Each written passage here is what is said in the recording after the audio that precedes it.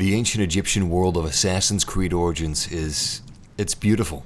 It's definitely one of the most beautiful open world games that I've ever seen.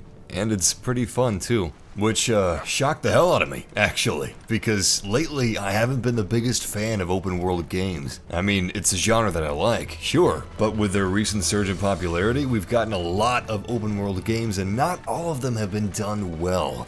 I've played too many open world games recently where the open world element felt like a way to pad the game's length instead of an interesting and detailed open world that I would actually want to explore. Okay, before we get to the juicy stuff, I'm gonna address the elephant in the room. 4K videos about graphics usually don't have commentary. And yes, while this video does have commentary, I'm not going to be talking the entire video. You're going to have plenty of pauses where you can just kind of chew on the scenery a little bit, listen to the ambiance. But I do appreciate what the developers have done for the map. I do appreciate the work that they put into it, and you know what, it shows. So this is also going to be a breakdown of what makes Origins open world map a pretty awesome experience. This was the first city that I saw in Origins. It was also the moment that I suspected this was going to be a different kind of an open world. So I play a lot of video games, and I don't just play a lot of games because I enjoy gaming. I find the industry fascinating, so I play as many games as I can get my hands on. I also have a decent amount of knowledge on gaming development, so basically not much surprises me anymore. And I pretty much made up my mind of what Origins open world would be like before I even played it. And I was pleasantly surprised to discover that I was wrong. There's an absurd amount of NPCs in the world, which goes a long way for my immersion. There's nothing I hate more than seeing ghost towns of what are supposed to be populated civilizations. But there's dozens upon dozens of NPCs, and the population numbers scale depending on how large this city is. Later in the video, we're going to walk through some capitals, and you're going to be seeing some impressive numbers. But what's more impressive is that they're actually going about believable lives. You're going to see them tilling crops, driving oxen-drawn carts, trading in markets, actually conducting trade routes between cities with carts carrying valuable materials like ore or wood or pelts or fur. And if you want to, you can Jesse James those carts. You can hijack them, you can steal those valuable materials, use them for yourself. But it's cool to see a world that's actually alive, because it means when I'm traveling between objectives and between cities without fast travel, it means I won't want to kill myself. This is actually a world that's fun to explore. I have had fun exploring this world. The cities are beautiful. This actually feels like you're in ancient Egypt. This is a harbor city, okay? It's on a bay, and there are so many boats in this lake, it's ridiculous. And they're all doing little things. Some of those boats are out there right now shooting crocodiles with a bow and arrow because they're about to get their face eaten off by said crocodile.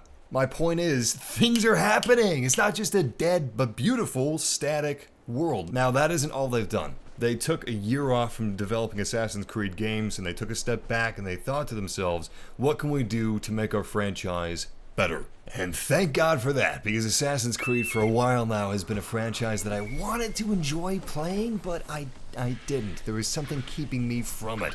And oodles of NPCs and beautiful graphics aren't going to fix that. Part of the reason this open world works so well is that you do stumble upon interesting pieces of the world as you're traveling through it. Like unmarked tombs, ancient ruins with useful artifacts, hidden entrances that you may not even notice. And occasionally, you'll stumble upon dynamic quests that you'll be thrown into.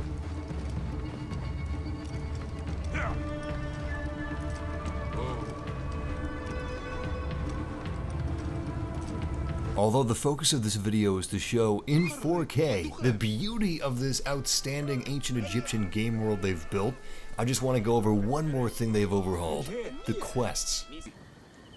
I thought my heart would stop. I can help. I do not fear them. I have been praying for someone like you. That book will unite me with my wife's spirit. Side quests are actually fun now. Who would have thunk it? Almost all the side quests now have cutscenes, and they have fun little stories to go along with them, even if they're just short and simple. Makes a world of difference.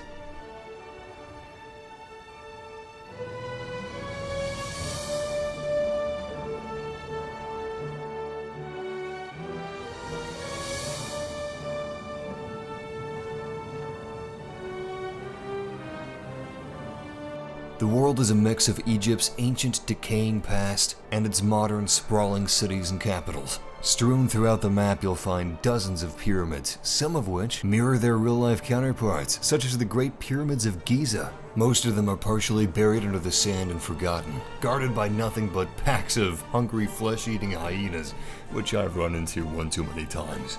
I assume that I would find the tombs, crypts, and the pyramids the most interesting places of the map, and they're awesome, they're really cool, but I enjoy the cities too. I enjoyed them way more than I thought they would. They're very intricate, and they're very, very beautiful.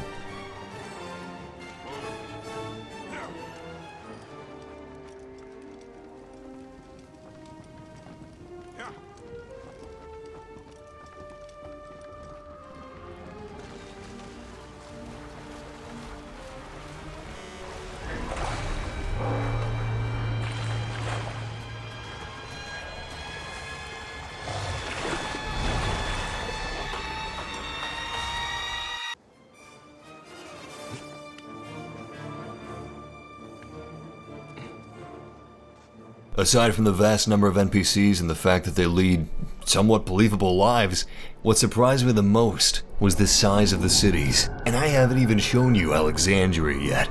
That's the capital. We've just been looking at the smaller cities. This one's fairly sizable, but nothing compared to Alexandria.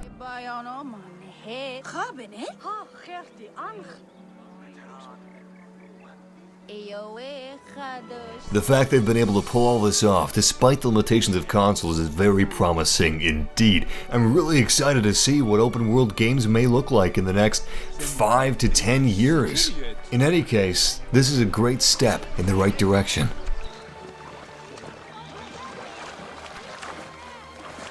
The gameplay you've been seeing is from the PC version of the game, running on an i7 6700K with 16 gigabytes of RAM and a GTX 1080.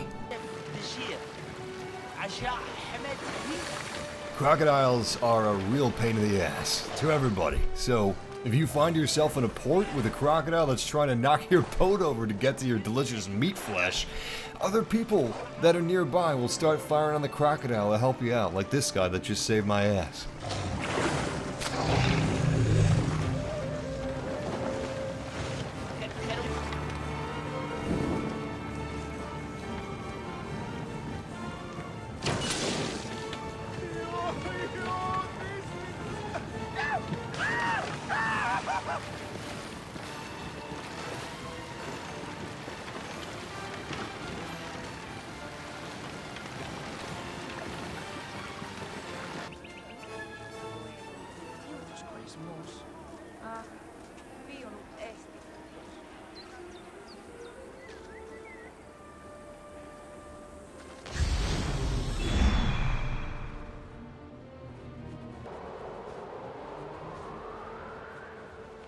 Aside from feeling pretty well optimized, there's a lot of graphics options in the menus. So if you have a fairly recent graphics card, you should be able to run this where it's looking good without too much issue.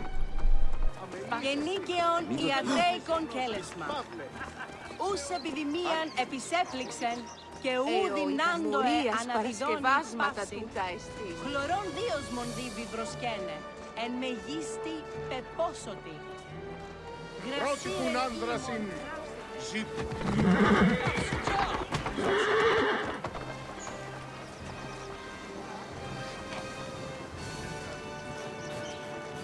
Τι πλέον μένους οι ουράνοι, άνθρωποι νου να απολέσαι.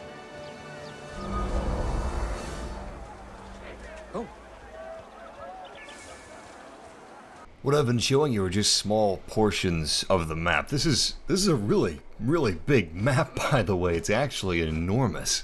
And what I've shown you of the cities are just small fractions. I recorded hundreds of gigabytes of footage.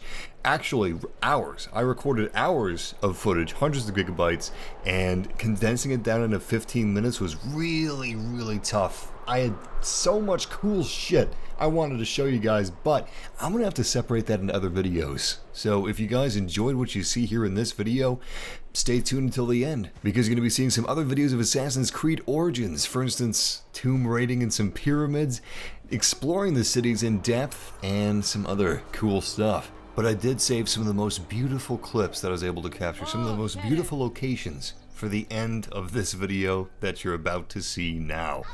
And towards the very end of the video, the most badass, epic battle you'll ever see. But regardless, if you guys found this video helpful or entertaining, leave a like or subscribe for more videos like this. And until next time, game massively, and good hunting out there.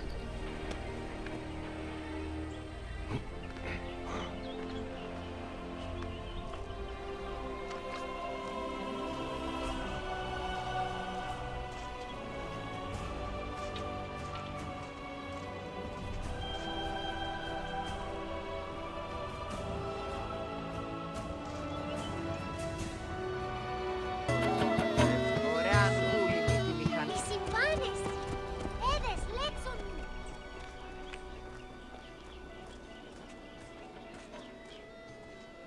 Μα κενών τούτον έστιν. Σκηνοτόμος δε αρχέλαος κλοπεύσει. Πάυσασε θεή πάρα αυτά. Ένα εαυτόν φωνή σας δεν βούλετε? Πολύ λέτε. Χαρούσεν σε φετμεχέρ. Εσχάνε τσέρο.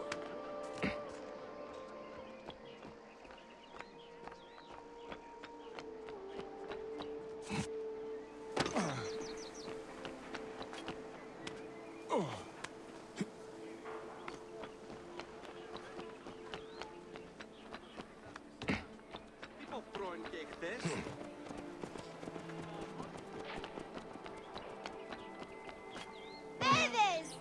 Τι όδες! Συμβάν!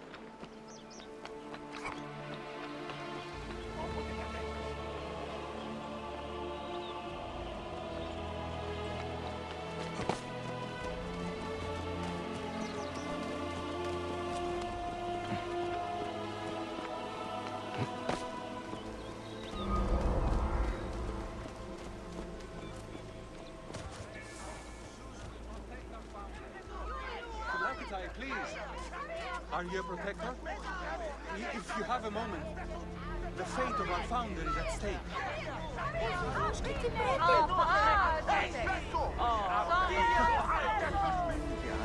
There is nothing to be gained from unrest. Zeus will protect our founder. Lakitae, please. Σκευάσματα του Τάις. Απαπαπέ! Αυγένε μωράς!